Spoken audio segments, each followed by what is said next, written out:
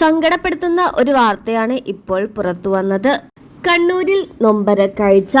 അമ്മയുടെ ഒരു വാക്കാണ് 14-കാരിയുടെ ജീവനെടുത്തത്.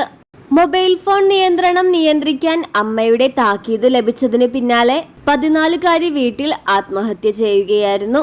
കൊടുവള്ളി റെസ്റ്റ് ഹൌസിന് സമീപം ആമിന ക്വാർട്ടേഴ്സിൽ മാതൃസഹോദരിക്കൊപ്പം താമസിച്ചിരുന്ന ആദിത്യയാണ് ആത്മഹത്യ ചെയ്തത്.